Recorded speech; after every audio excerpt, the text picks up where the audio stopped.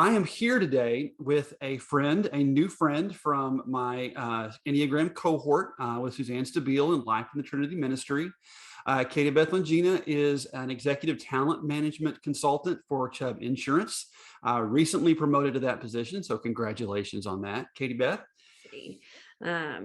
And a little of my background, I was actually in underwriting and sales prior to going into human resources. So I think that those traits that come along with being a two and wanting to be helpful and wanting to be liked, I think that all played into my success in a sales role as well. And then has transitioned into this kind of HR space as well. So, maybe a little longer answer, but again, I'm an Enneagram 2, so I talk a lot. I love it. And I love the transition into the question of ministry into the corporate world. If you'd have asked me when I left ministry, how in the world could I have transitioned into something other than another ministry or a nonprofit or starting my own business or coaching or whatever the case may be, if you'd have told me that empathy and listening were helpful skills in the corporate world, I probably would have said, really? That doesn't seem like the natural place for that, Katie Beth. So help me make the case to the people who are watching this video. Why are those traits not only useful, but valuable in the corporate space?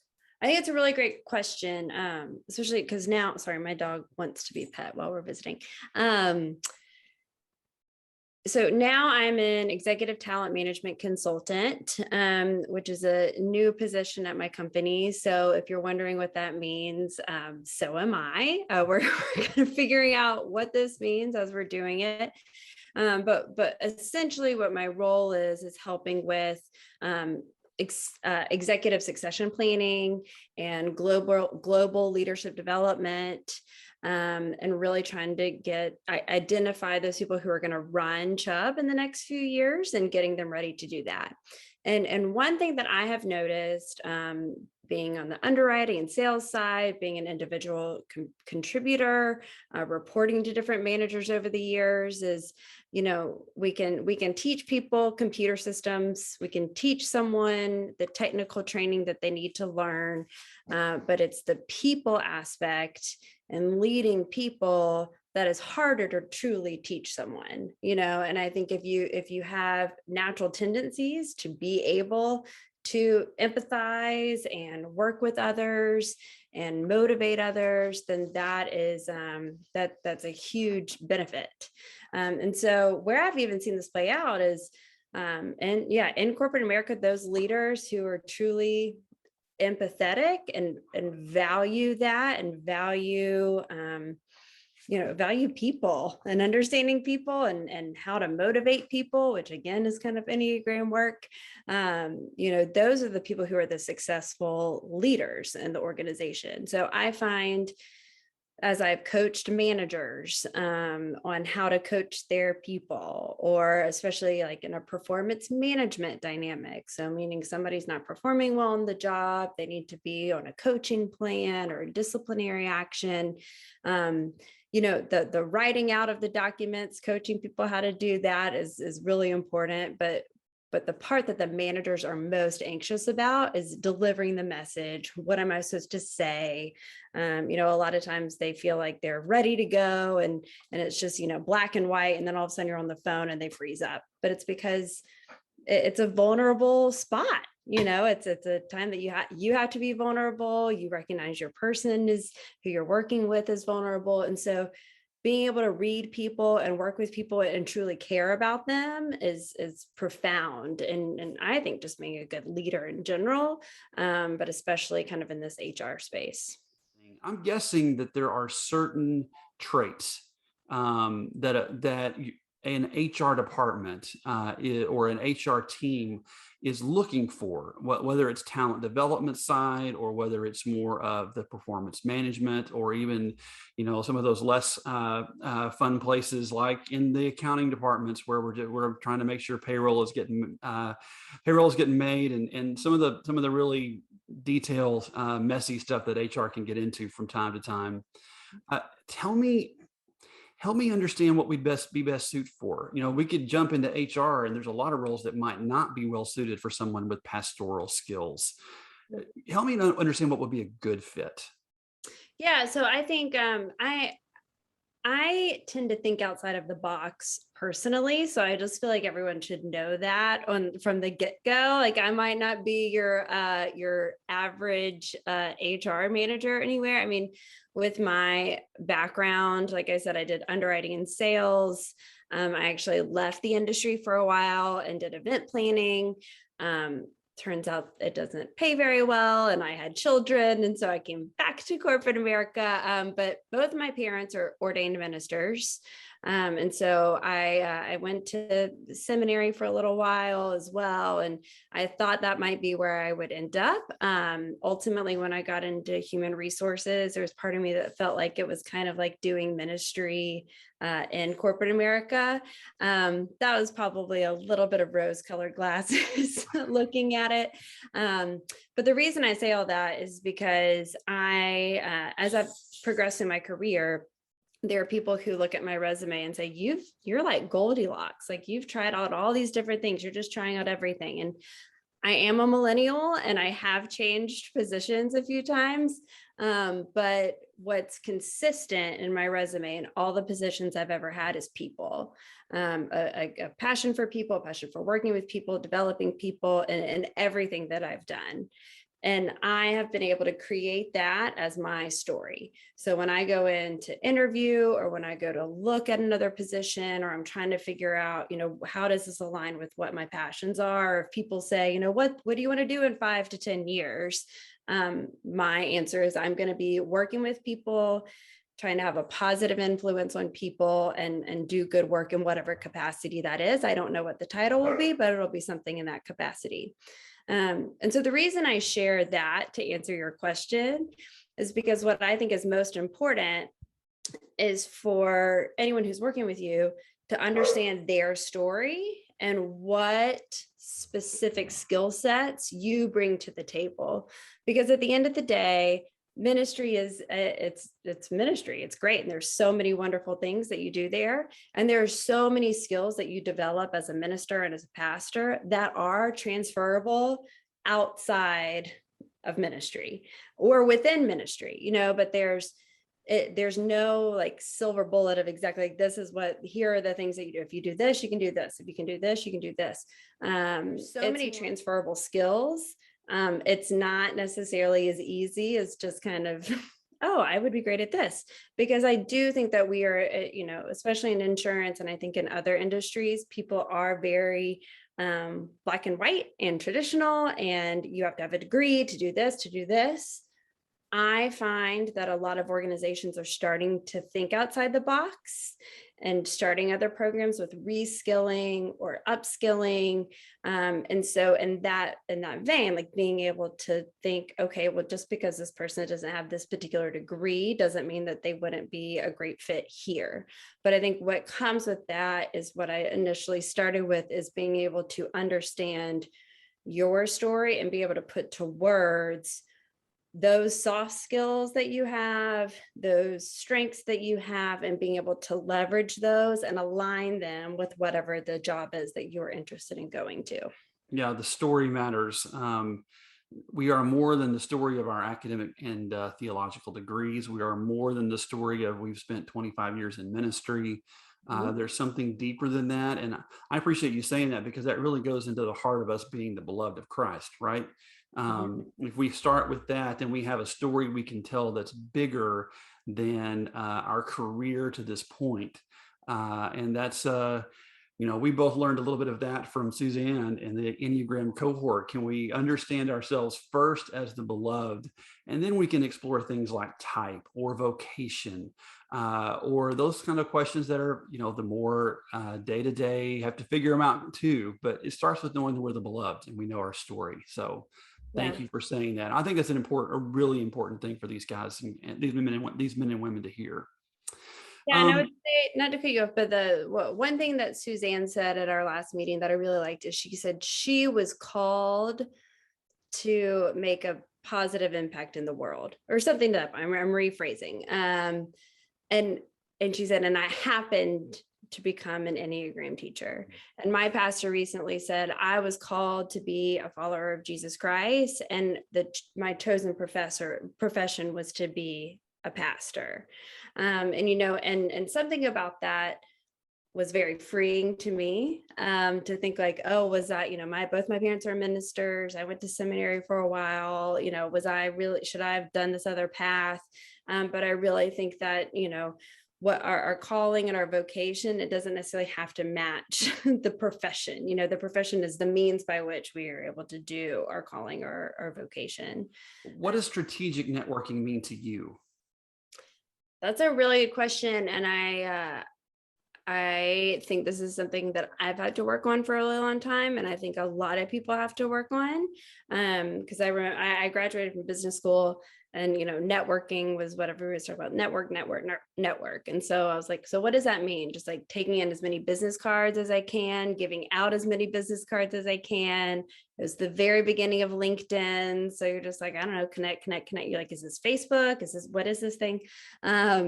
So when I think about strategic networking now, because I think I've gotten better at it, one is, yes, I think LinkedIn is a great resource if you take the time to really utilize it.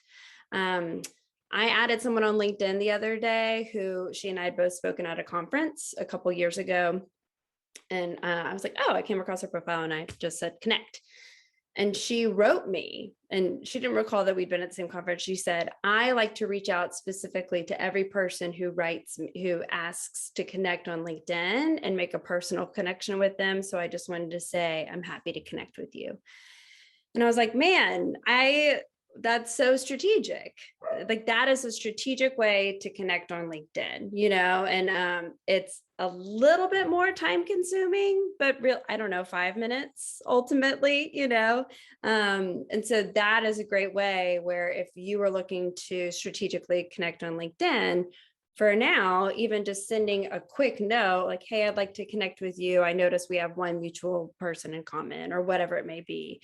But then really in general, I've started spending more time on LinkedIn, just reading what other people are posting in articles and networking from that standpoint. I think it can help to a degree. I don't think it's the be all end all of networking, but I do think it's a really good tool, especially if you start to identify roles that you might be interested in.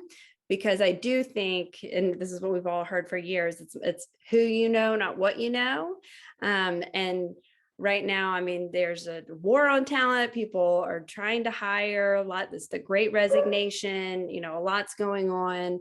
But I still think if you can network and leverage someone to refer you, or someone to reach out to a hiring manager or recruiter, I think that still helps versus being kind of a resume in the pile, so that's one. Otherwise, there's other ways to network too, if there's an industry you're looking to get into. So if it is HR, in our area, at least, there's a group called Dallas HR. Admittedly, I haven't joined it. But, a representative from the organization has reached out to me. It's a great resource. There's some staffing groups that are great resources. Delta Dallas is one that helps place HR professionals, or if you're looking to get into HR, specifically insurance-wise. Quest Pro is a great organization that I know. So if anyone's interested in me making those connections, I'm happy to do that too. But then I think even just, strategic networking, even in your congregations, if you truly feel like you are looking to leave ministry and you're kind of figuring out what's next, even just visiting with some of your congregants. Maybe you don't want to say, I'm looking to do something different, because I understand what that could, the ramifications of that. But one thing I have done in my career is, when I was considering going somewhere, was just reach out and ask the person about it. So when I've looked at going to different business segments within Chubb, when I've considered leaving Chubb and going to do something different, I find that people like talking about themselves. as I'm sitting here talking about myself. But I think I have found people very willing to sit down and have a conversation, to just go to have a cup of coffee, and learn more about it. And I truly think that that's helpful. And so there were things that I thought that maybe I would want to do with my career. And I got to know more about it and had a very candid conversation. Tell me what your day-to-day really looks like. And ultimately, I realized that would add stress to my family. And I am not signing up for that, And so while, again, it looked like a great role and had a lot of flexibility, but that flexibility resulted in working until like 11 p.m. at night. Well, I'm not going to do that. And so I think that really strategically networking also means like finding out somebody who does the job you're interested in and inviting them to coffee or 30-minute phone conversation just to ask more about what that is, so you can kind of understand truly what it is that they do. And so that's what I think of when I think of strategic networking.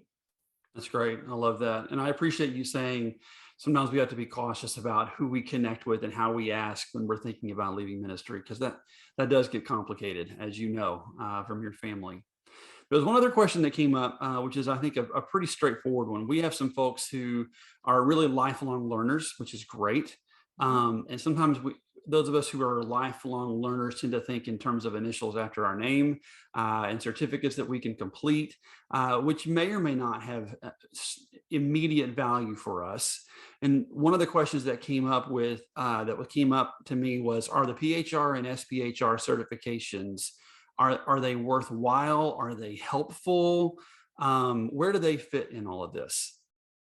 That's a great question. So I don't have either one of those certifications myself. I was on the route to buy the testing materials and take the test.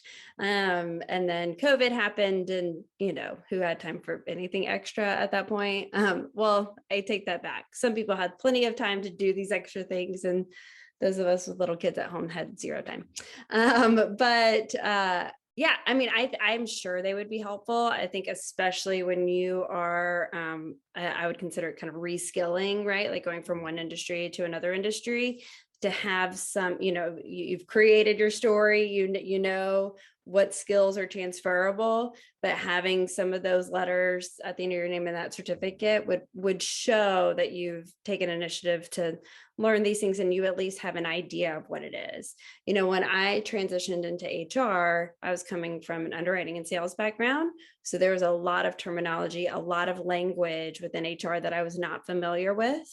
Luckily, I knew the business, so I knew how to work well with my client groups, but I did not know the HR industry, right? I didn't know what employee relations meant. I didn't know the ins and outs of compensation. Not that I still do, but I know more, and so I think having a baseline understanding and at least understanding the language of HR, I think would be really helpful when transitioning. And so there's those two different designations. I would look up hrci.org. That's the site I was on earlier today, actually kind of prepping for this, but they give a good distinguishment between the two, and which one might be most appropriate for you. From my understanding, SPHR is a little bit more like you actually have HR experience. But I would argue some of the people watching this probably have equivalent HR experience, what would be transferable. So I would just look into both of those. I don't think that they're super stringent by any means. I think it's testing materials and then taking the test and that sort of thing. So, and they have some training in person, or you can do the virtual, or you can just do the test materials, kind of like any of those certifications. So, I would definitely look into them. I don't think you have to, but I don't think they would hurt at all. Are those fairly easy to acquire? You mentioned just you get the materials and you test on it. Is there a cost involved? Is it cost prohibitive, or is it just a one-time payment? There's a cost involved. The testing materials and everything were pretty expensive from what I saw. I mean, I want to say maybe $1,000 or something for the bundle, so it's not inexpensive. So, it could be one of those you you kind of try to get your feet wet and see what you can do without that designation. And if you feel like that is a hurdle, then maybe you go ahead and do it. But otherwise, if you end up joining an organization, a lot of organizations do investment in education programs. I have one last question. This was not on our list that we prepared for, but Katie, it calls on some of your best gifts as an encourager. And so my words of encouragement are, I do encourage you to figure out what's right for you, and what's right for you right now doesn't necessarily mean it's what's right for you forever. When people are considering changing jobs or changing positions, my husband just did. He's a 6 on the Enneagram, so it was a big deal. I said, just because you go do something new, you're not married to this new job. Do it for 2 years. And if you love it, great. And if you don't, guess what? You can change again, And so I know you may be at a crossroads right now, but it's one day at a time. And if you're in a spot where it's time to try something different, then, praise be and good luck and go into it with open arms and figure out what it is. And if you're in a time where it doesn't, God isn't leading you to do something different, or maybe it is, but maybe it's not a new job. Maybe if it's a different way of doing things, like my prayer is that you lean into that and follow the nudges, you know what I mean? And I think when we follow God's nudges, amazing things can happen. And so remind me, Katie Beth, you are an Enneagram 2, is that right? That's right. I'm an Enneagram 2. So All yeah. right. What is one thing you've learned about your Enneagram number, about yourself, in the last couple of months as we've had this time? We didn't plan that question, but I think for our Enneagram lovers who are in the group, it'll be a really good question. Absolutely. Yeah, you're throwing me for a loop with that. Although, I don't know. I'll just say in general, the Enneagram work has been profound, not only in my personal life and my spiritual life, but at work too. I think that there is a place for Enneagram work in corporate America for sure. Because I think in corporate America, we do a lot of self-awareness, but we don't necessarily practice understanding others quite as well. And I think Enneagram work is good with that. But personally, as a 2, I've learned that I understand other people's feelings really well. I don't understand my own feelings all the time. I feel other people's feelings. And I think that transitions into this discussion, because I think that that's one thing that makes some ministers and pastors really good at what they do is the ability to be empathetic and truly understand and try, really try to walk in other people's shoes and understand where they're coming from. And I think that in my role in human resources, that has also served me really well in that capacity.